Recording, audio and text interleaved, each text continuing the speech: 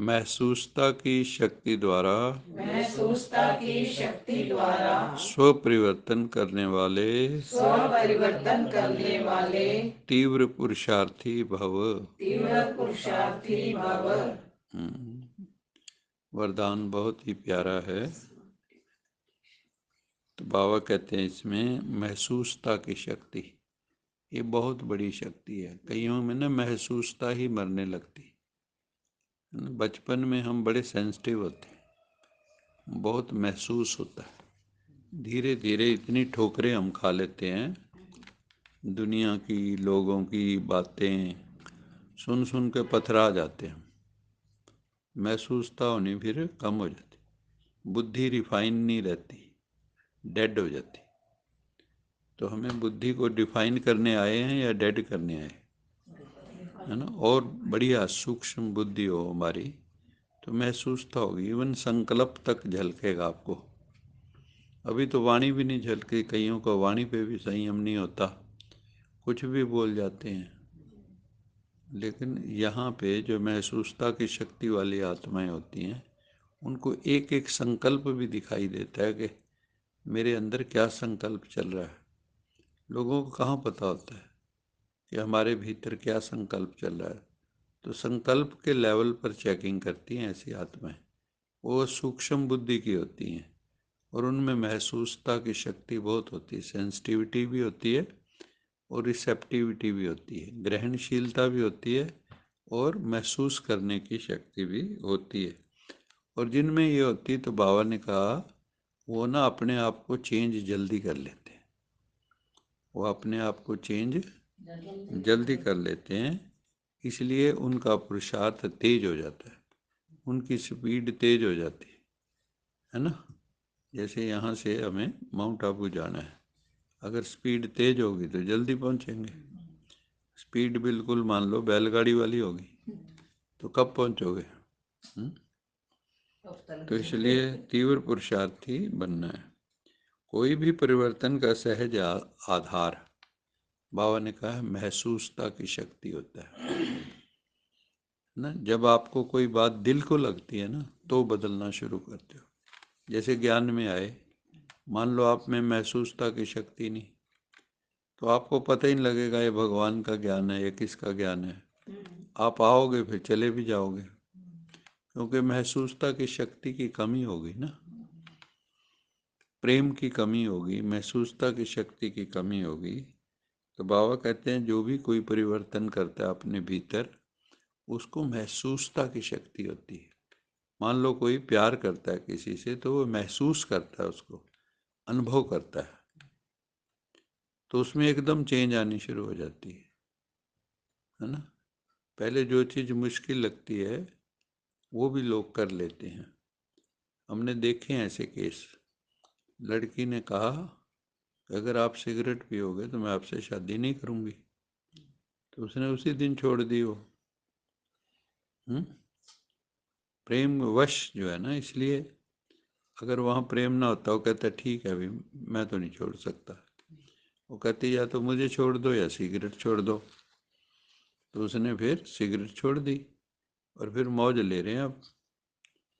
तो कहने का तात्पर्य यह है कि महसूसता की शक्ति बहुत महत्वपूर्ण है और उससे चेंज बड़ी जल्दी होता है। बाबा कहते हैं जब तक महसूसता की शक्ति नहीं आती तब तक कोई भी अनुभूति हो नहीं सकती, तब तक कोई भी अनुभूति हो नहीं सकती। और जब तक अनुभूति नहीं है तब तक ब्राह्मण जीवन की विशेषता का फाउंडेशन मजबूत नहीं है।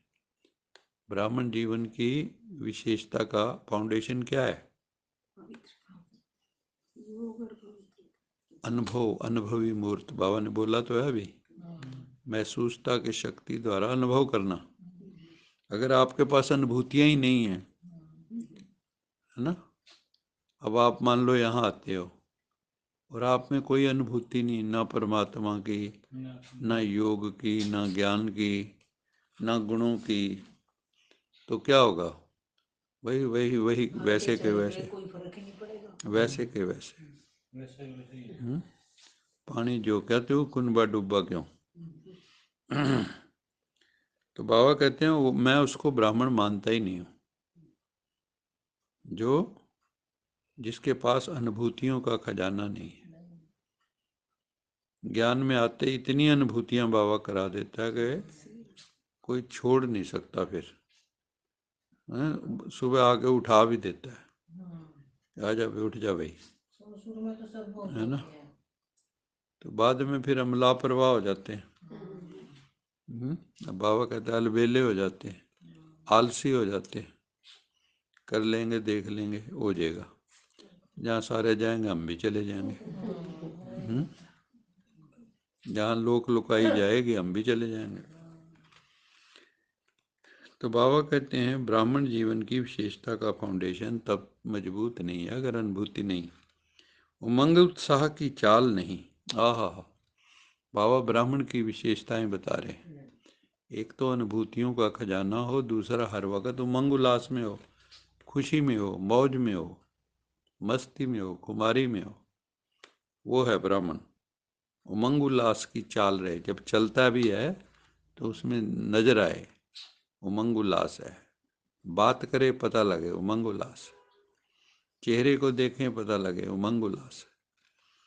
तो बाबा कहते हैं जब महसूसता की शक्ति हर बात का अनुभवी बनाती है तब तीव्र पुरुषार्थी बन जाते हैं। तो आज बाबा महसूसता की शक्ति 8 तो आपने सुन रखी है, ये 8 तब आएंगी आपके भीतर जब महसूसता की शक्ति होगी। इन सब का आधार महसूसता की शक्ति है, भाई समझे। अनुभूति, महसूसता की शक्ति सदा काल के लिए सहज परिवर्तन करा देती है। महसूसता की शक्ति सदा काल के लिए सहज परिवर्तन करा देती है।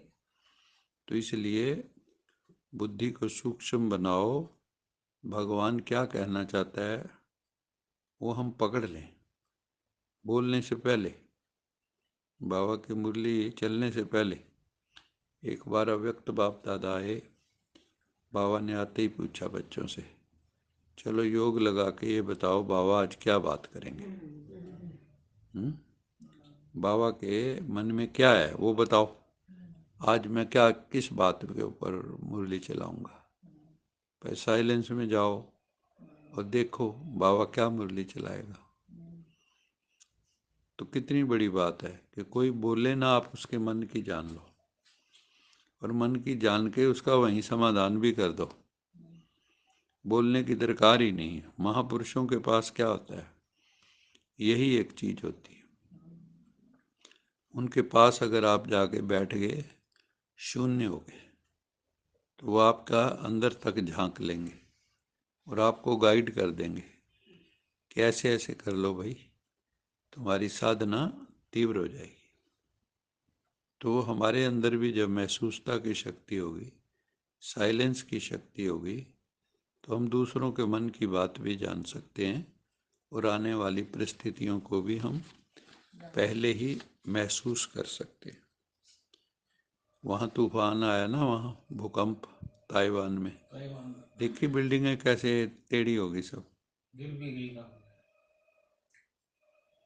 Multi storey building. इतनी बड़ी बड़ी बिल्डिंगें कैसे साइड पे बैठ गई आगे।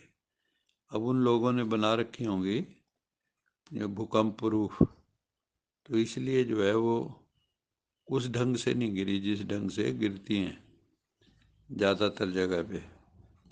क्योंकि जिनको भी ये होता है ना कि यहाँ जैसे जापान है, वहाँ कोई भी बिल्डिंग का नक्शा तब तक अप्रूव नहीं होता जब तक वो ये नहीं कहता कि अर्थक्वेक जो है प्रूफ है ये।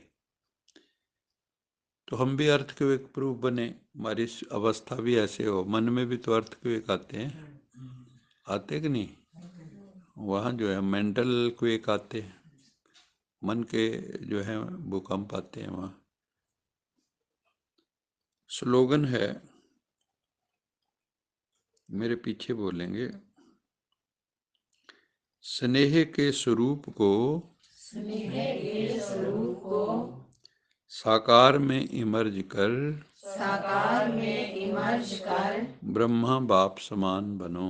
ब्रह्मा बाप समान बनो। स्नेह के स्वरूप को स्नेह के स्वरूप को साकार में इमर्ज करो। साकार में इमर्ज करो। ब्रह्मा बाप समान बनो। ब्रह्मा बाप समान बनो।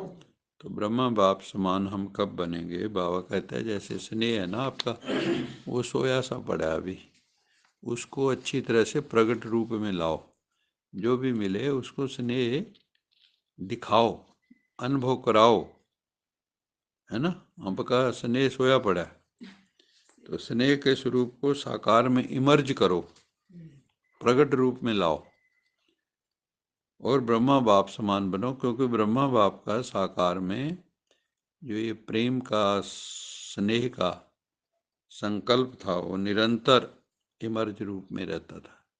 इसलिए बाबा को कोई भी मिला, चाहे कोई वैज्ञानिक था, कोई आर्टिस्ट था, कोई भी जो अपने फील्ड के बड़े बड़े हैं, वो कहते थे ये अद्भुत पर्सनैलिटी है एक। क्योंकि बाबा की साधना भी बहुत थी। तो ऐसे ही आपको भी कोई मिले तो उनको लगे ये अद्भुत पर्सनैलिटी है, ये दुनिया से न्यारे हैं, ये दुनिया जैसे नहीं है, ये निस्वार्थ भाव वाले हैं, ये निरहंकारी भाव वाले, है ना। इनका अनकंडीशनल लव है। दुनिया में तो लव भी जो होता है, क्या होता है? कंडीशनल होता है। कोई शर्त होती नहीं प्यार में, मगर प्यार शर्तों पे तूने किया। बुझाने लगी आरती का दिया, तो आरती का दिया भी बुझ जाता है अगर स्वार्थ होता है तो। अच्छा मीठे मीठे सिकिलदे बच्चों प्रति मात पिता बाप दादा याद प्यार, गुड मॉर्निंग रूहानी बाप की रूहानी बच्चों को नमस्ते। हम रूहानी बच्चों की रूहानी मात पिता बाप दादा को याद प्यार, गुड मॉर्निंग, गुड नाइट और नमस्ते। सदा रहो हंसते, कहीं नहीं फंसते, बन जाओ फरिश्ते, बांध लो अपने बरसते, चलो प्रभु के रसते। वाहिगुरु जी का खालसा, वाहिगुरु जी की फतेह। बोल साचे दरबार की। लोका समस्ता सुखिनो भवन्तु, लोका समस्ता सुखिनो भवन्तु, लोका समस्ता सुखिनो भवन्तु। ओम